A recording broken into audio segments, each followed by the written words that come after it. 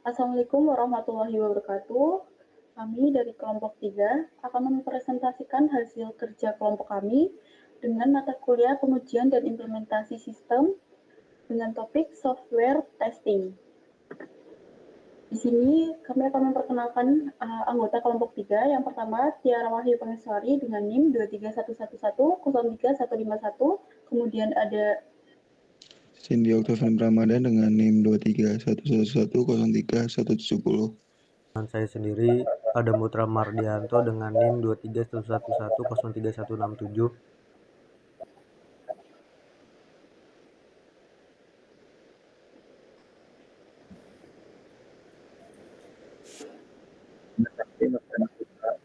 Dengan 2311103.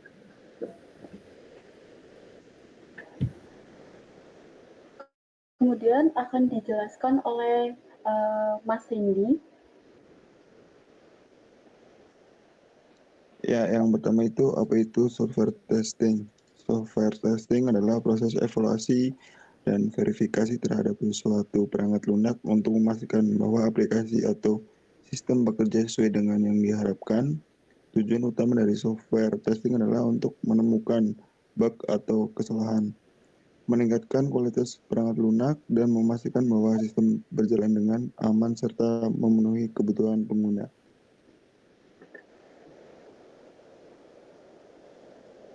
Yang kedua tuh tingkatan dan metode software testing. Yang pertama tuh unit testing. Unit testing menguji setiap komponen atau unit kode secara terpisah.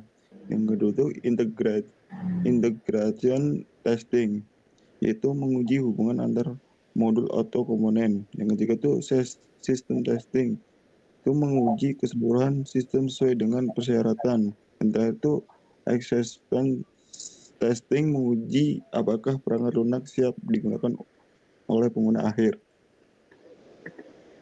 Next, untuk software testing memiliki beberapa jenis-jenis.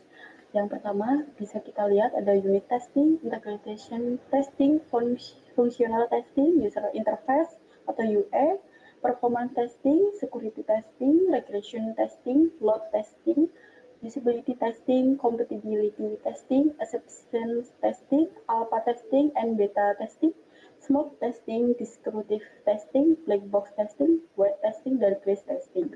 Kemudian di sini kami akan menjelaskan beberapa tiga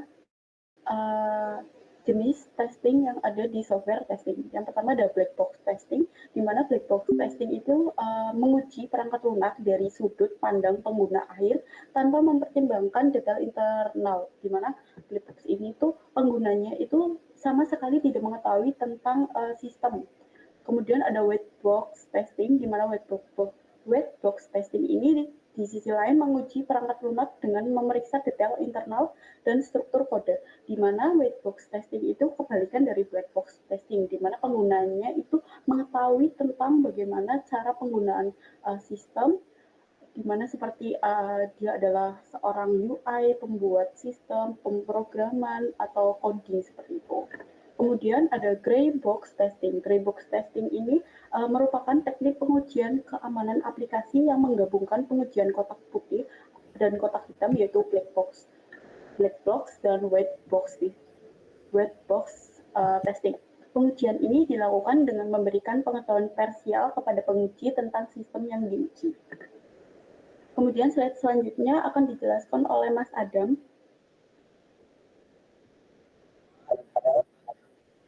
Oke, kita masuk ke manfaat menggunakan software testing. Yang pertama yaitu menemukan bug dan kesalahan. Menemukan kesalahan atau bug dalam perangkat lunak sebelum digunakan oleh pengguna. Yang kedua, validasi dan verifikasi. Memastikan produk sesuai dengan harapan pengguna dan spesifikasi yang ditentukan. Yang ketiga yaitu meningkatkan keamanan. Menemukan kelemahan sistem keamanan sehingga risiko pencurian data dapat diminimalkan. Yang keempat, ada memastikan fitur sesuai kebutuhan pelanggan. Memastikan fitur dalam sistem sudah sesuai dengan kebutuhan pelanggan. Dan yang kelima, menemukan kompatibilitas sistem. yaitu menemukan kompatibilitas sistem dengan berbagai perangkat dan platform. Yang keenam, memenuhi persyaratan dan kepatuhan regulasi, yaitu memastikan perangkat lunak mematuhi standar dan persyaratan yang ditetapkan oleh Badan Pengatur dan Pelanggan. Yang ketujuh, menghemat pengeluaran. Menemukan dan mengatasi kesalahan sistem lebih mudah dilakukan saat proses pengembangan. Dan yang terakhir, 8, yaitu memahami batas maksimal perangkat lunak. Mengetahui batas perangkat lunak untuk bekerja secara optimal. Kemudian slide selanjutnya akan dijelaskan oleh Mas Dimas.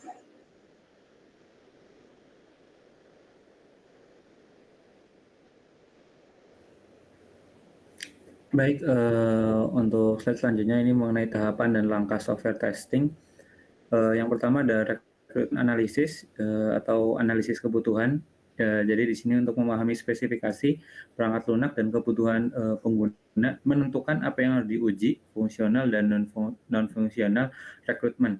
Contoh seperti jika aplikasi e-commerce dibuat, maka fitur seperti login, pembayaran, dan pencarian produk harus diuji. Kemudian yang kedua ada test planning atau perencanaan pengujian. Di sini harus menyusun strategi pengujian, metode, dan cakupan testing. Kemudian menentukan sumber daya yang dibutuhkan dari tools, tim, dan waktu. Kemudian ada penyusunan test plan atau dokumen yang menjelaskan pendekatan pengujian. Contohnya untuk memutuskan apakah akan menggunakan manual testing atau automated testing. Kemudian yang ketiga ada test case design, yaitu pembuatan test case atau test skenario. Di sini menyusun skenario pengujian berdasarkan kebutuhan perangkat lunak, kemudian menentukan input dan hasil yang diharapkan. Contoh, jika menguji halaman login, test case bisa berupa masukkan username dan password yang benar, harus berhasil login. Kemudian ada lagi masukkan password salah, maka akan muncul pesan kesalahan. Kemudian yang keempat ada test environment setup, menyiapkan lingkungan pengujian. Jadi di sini menyediakan server, database, jaringan, dan alat uji yang dibutuhkan.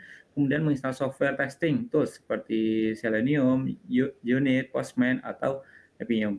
Contoh, jika menguji aplikasi web, maka lingkungan harus memiliki browser, backend, API, dan database.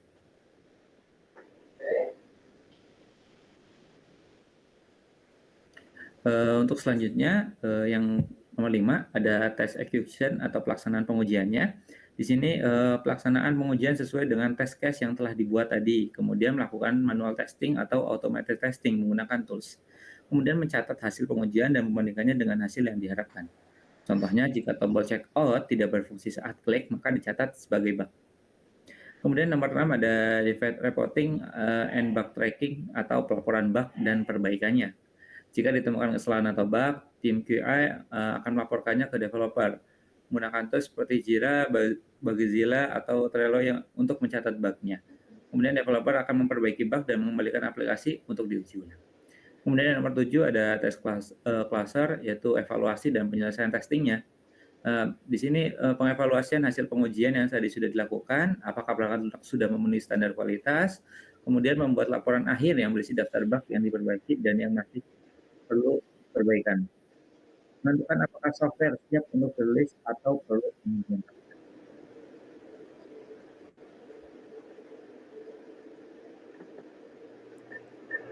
Sekian presentasi dari kelompok kami, kelompok 3, dengan topik software testing. Bila ada salah kata, mohon maaf. Wassalamualaikum warahmatullahi wabarakatuh.